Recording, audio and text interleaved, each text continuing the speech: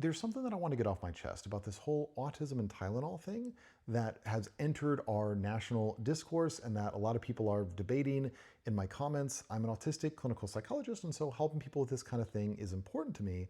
But I feel like a lot of how we're currently having this conversation is not very helpful. I think instead of arguing past each other, we can realize that we all kind of want the same thing, which is for our babies and our children to be as healthy as possible and to grow up to live the best lives possible. We all want that. And I think what gets lost in the debates around whether Tylenol might have an effect on autism is that we get bogged down in determining whether or not it might have that effect, and we fail to look at the big picture of, well, how does this fit into the question of what is actually best for the child?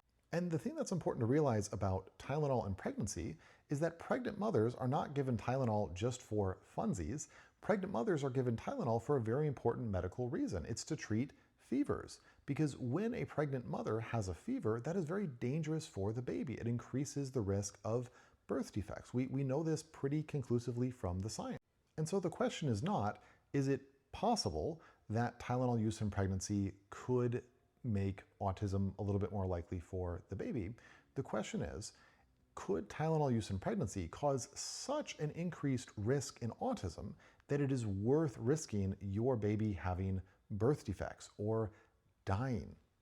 And I don't think that that's a thing that is very likely to be accomplished, because autism can bring a lot of challenges. I'm autistic, I've lived through those challenges, but autism can also bring a lot of joy. I am very happy with my life as an autistic person.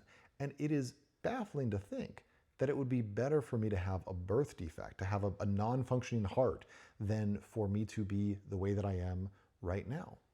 So I think instead of freaking out about these things that maybe might have a tiny, tiny impact on the prevalence rates of autism, but that also bring a lot of other good benefits like lower birth defects, we should take our focus away from that and instead ask the question of, how can we make a better world for autistic people? How can we invest more resources into supports, into education, into understanding? And I think if we can shift our focus there, then we will have a better world for autistic people, such that if we have a few more autistic babies and a few fewer babies with birth defects, well, then those autistic babies will find themselves in a world that is set up to welcome them.